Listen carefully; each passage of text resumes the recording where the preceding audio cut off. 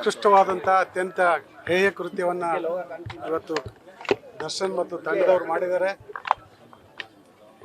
ಇದನ್ನು ಪ್ರತಿಯೊಬ್ಬರು ಸಹ ನಮ್ಮ ಸಮಾಜದವರಿರ್ಬೋದು ಅಥವಾ ಇತರೆ ಸಮಾಜ, ಕೇವಲ ಇದು ಒಂದು ಸಮಾಜಕ್ಕೆ ಸೇರಿದ ವ್ಯಕ್ತಿಯ ಕೊಲೆ ಅಲ್ಲ, ಇದು ಮಾನವೀಯತೆಯ ಕೊಲೆ, ಇದು ಮನುಷ್ಯತ್ವದ ಕೊಲೆಯಾಗಿದೆ. ರೇಣುಕಾಸ್ವಾಮಿ ಏನೇ ತಪ್ಪು ಮಾಡಿದ್ರು ಅದಕ್ಕೆ ಕಾನೂನು ರೀತಿಯ ಕ್ರಮ ತೆಗೆದುಕೊಳ್ಳಿಕ್ಕೆ ಅವಕಾಶ ಇತ್ತು. ನ್ಯಾಯಾಲಯ ಇತ್ತು, ಪೊಲೀಸ್ ಇತ್ತು, ಸಾಕಷ್ಟು ಕಾನೂನುಗಳಿದ್ವು. ಆ ಮೂಲಕ ಕಾನೂನು ಕ್ರಮ ತೆಗೆದುಕೊಳ್ಬೋದಾಗಿತ್ತು.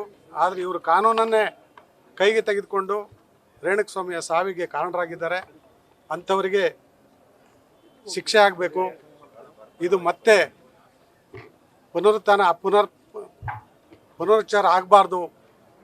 ಬೇರೆಯವರು ಯಾರು ಇದನ್ನು ಮಾಡಬಾರ್ದು. ಆ ರೀತಿಯಾದಂಥ ಶಿಕ್ಷೆ ಯಾರು ತಪ್ಪು ಮಾಡಿದ್ದಾರೆ ಅಂಥವ್ರಿಗೆ ಆಗಬೇಕು ಅಂತೇಳಿ ಈಗ ಒತ್ತಾಯ ಮಾಡ್ತಾಯಿದ್ದೀವಿ.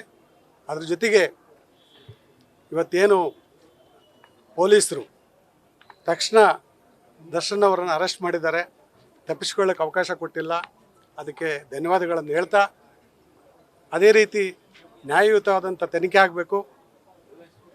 ಏನು ಇವತ್ತು ನ್ಯಾಯಾಲಯಕ್ಕೆ ವರದಿಯನ್ನು ಸಲ್ಲಿಸಬೇಕಾಗಿದೆ, ಆ ವೇಳೆಯಲ್ಲಿ ಯಾರೂ ಸಹ ಅನ್ಯಾಯಕ್ಕೆ ಅವಕಾಶ ಕೊಡದಂತೆ ನ್ಯಾಯಕ್ಕೆ ಅವಕಾಶವನ್ನು ಕೊಟ್ಟು ಯಾರು ತಪ್ಪಿತಸ್ಥರಿದ್ದಾರೆ, ಯಾರ್ಯಾರು ಇದರಲ್ಲಿ ಭಾಗಿಯಾಗಿದ್ದಾರೆ ಅವರೆಲ್ಲರಿಗೆ ಸೂಕ್ತ ಶಿಕ್ಷೆ ಆಗುವಂಥ ಕೆಲಸವನ್ನು ಪೊಲೀಸ್ ಇಲಾಖೆ, ನ್ಯಾಯಾಲಯ ಮಾಡಬೇಕು ಅಂತೇಳಿ ಸಂದರ್ಭದಲ್ಲಿ ನಾನು ಒತ್ತಾಯವನ್ನು ಮಾಡ್ತಾಯಿದ್ದೆ.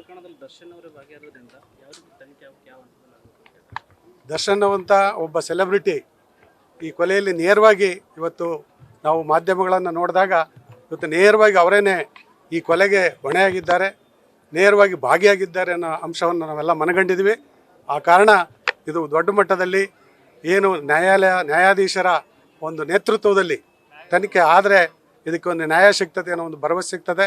ಕೇವಲ ತನಿಖಾಧಿಕಾರಿಗಳಿಂದ ಇದು ಆಗೋದಿಲ್ಲ ಅನ್ನೋ ಮಾತನ್ನು ಹೇಳ್ತಾ, ಆ ಒಂದು ನಿಟ್ಟಿನಲ್ಲಿ ಸರ್ಕಾರ ಇದಕ್ಕೊಂದು ವಿಶೇಷವಾದಂಥ ತಂಡವನ್ನು ರಚನೆ ಮಾಡಲಿ, ಒಬ್ಬ ಹೈಕೋರ್ಟ್ ನ್ಯಾಯಾಧೀಶರ ನೇತೃತ್ವದಲ್ಲಿ ಅಂತೇಳಿ ಈ ಸಂದರ್ಭದಲ್ಲಿ ಒತ್ತಾಯ ಮಾಡ್ತೀವಿ. ನಾಳೆ 11 ಗಂಟೆಗೆ ಸಮಾಜದ ವತಿಯಿಂದ ಪ್ರತಿಭಟನೆ ಇದೆ. ಆದರೆ ಇಲ್ಲೆಲ್ಲರೂ ಭಾಗವಹಿಸಬೇಕು ಅಂತೇಳಿ ಸಂದರ್ಭ ಸಮಾಜದ ಎಲ್ಲರನ್ನ ಕೋರ್ತಾ ಇದ್ದೇನೆ. ನಾನು ಸಹ ಆ ಒಂದು ಪ್ರತಿಭಟನೆಯಲ್ಲಿ ಭಾಗವಹಿಸ್ತೀನಿ ಅಂತ ಹೇಳಲಿಕ್ಕೆ ಇಚ್ಛೆಪಡ್ತೀನಿ. ಸಿ ಬಿ ಐ ತನಿಖೆಗಿಂತ ಈಗಾಗಲೇ ಪೊಲೀಸರು ಕ್ರಮ ತೆಗೆದುಕೊಂಡಿದ್ದಾರೆ. ಆ ನಿಟ್ಟಿನಲ್ಲಿ ಇವತ್ತು ಸಿ ಬಿ ಐಗಿಂತ ಏನು ಒಬ್ಬ ನ್ಯಾಯಾಧೀಶರ ನೇತೃತ್ವದಲ್ಲಿ ನಡೀಲಿ ಅಂತೇಳಿ ನಾನು ಈ ಸಂದರ್ಭದಲ್ಲಿ ಕೇಳ್ಕೊಳ್ತಾ ಇದ್ದೀನಿ. ನ್ಯೂಸ್ ಫಸ್ಟ್, ನಿರ್ಭೀತಿಯಿಂದ ನಿಮ್ಮ ಪರವಾಗಿ.